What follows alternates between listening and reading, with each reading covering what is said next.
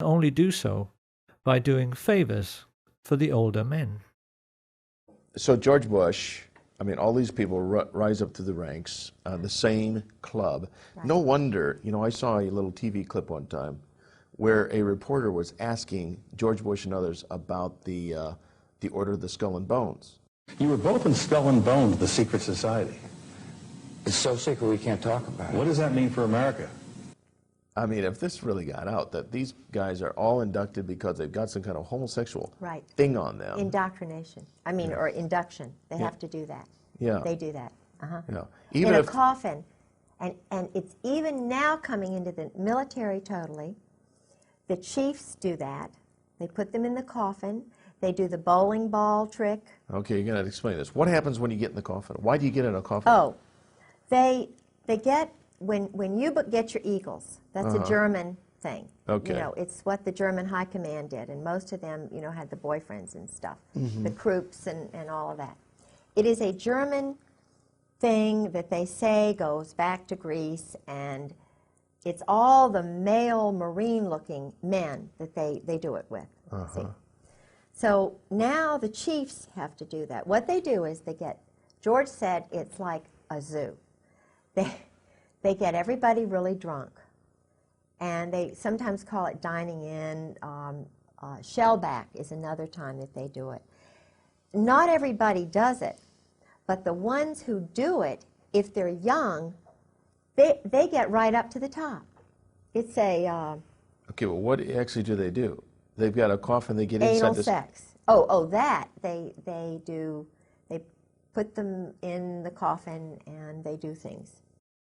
This is how military recruits are now controlled, and the mafia military exert a similar hold over all career politicians. At some time on the way up, they are manoeuvred into a compromising position, usually through the use of two-way mirrors in a brothel. And once the mafia military have got something on them, the career politicians, judges, senior police officers and media moguls face a stark choice. Either take your payoff, which is usually worth millions of dollars, or go to jail for life for your misdemeanor.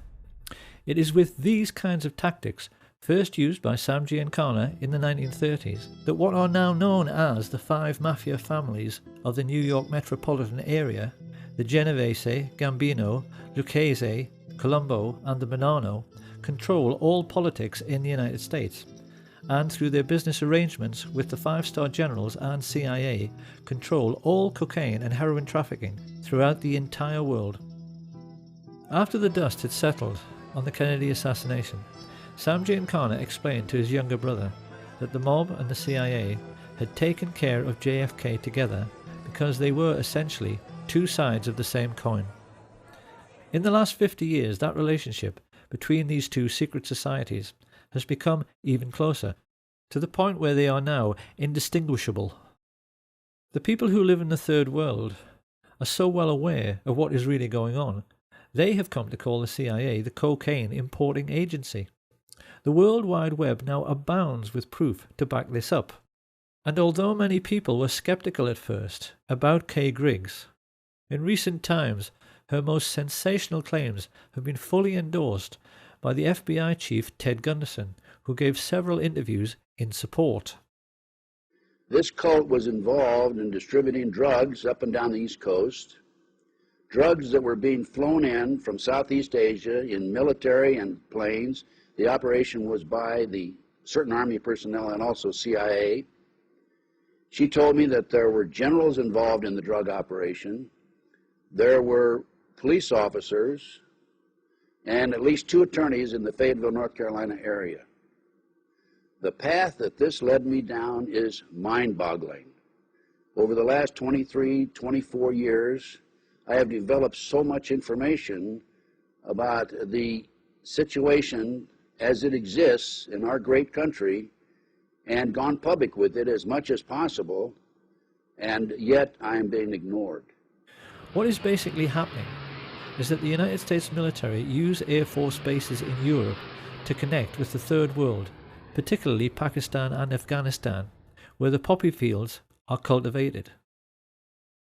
This is the real reason for the conflict in Afghanistan. It's to protect the record harvests of heroin which almost ended when the Taliban took power. But they don't tell the soldiers this, and it's a truth you'll never hear on NBC or BBC. Having brought the refined cocaine and heroin into Europe and the United States, it is then passed on to the mafia for sale at street level, sometimes by police officers in uniform. It's an arrangement which nets the generals and the mafia chiefs billions, and the fact that someone of Ted Gunderson's credibility was completely ignored when he went public with this information underlines the fact that our entire mainstream media, as well as the entire justice system, has been bought off. So the question must now be asked: if this shadow government of the world's only superstate can get away with the murder of a president and through their wealth be in total control of the United States military, media, and the justice system, what else might they be getting away with? Could it possibly be that the serious researchers have been right all along? And remembering what happened to Flight 553, that 9/11 truly was one huge confidence trick?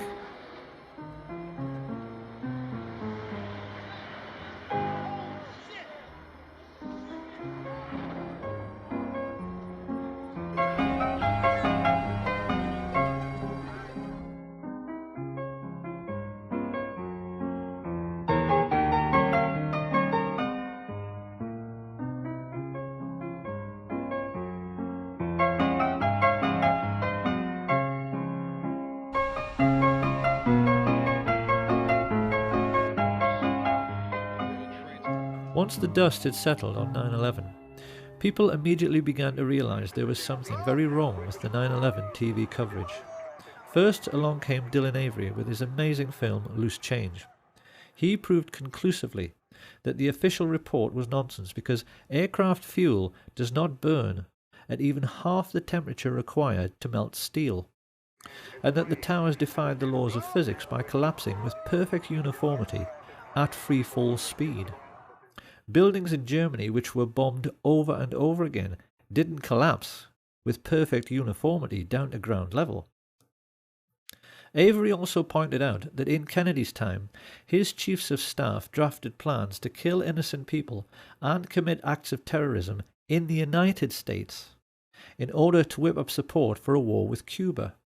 Codenamed Operation Northwoods, these plans included hijacking planes and blowing up ships and landmark buildings in order to stimulate a helpful wave of national indignation which could be used to oust Fidel Castro.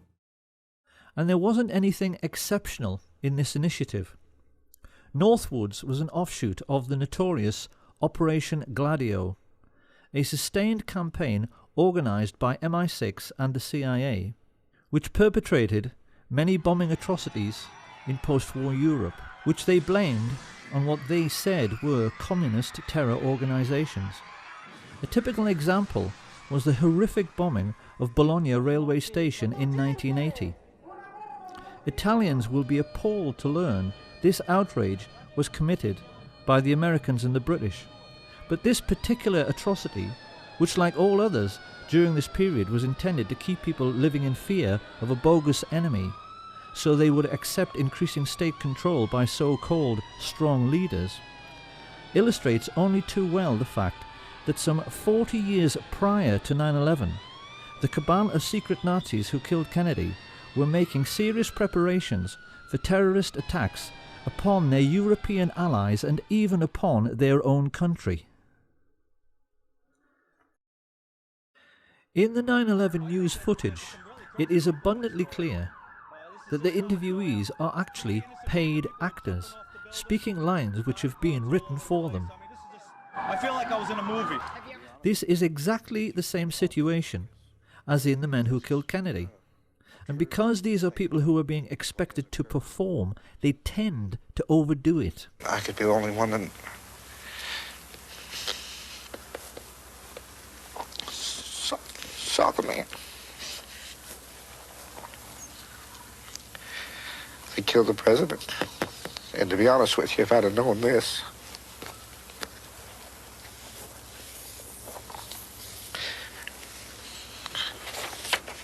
wouldn't have given any interview. It is perfectly clear that the 9/11 street people are trying much too hard to convince their audience. Approximately several minutes after the first plane had hit, I saw this plane come out of nowhere and just ream right into the side of the Twin Tower, exploding through the other side.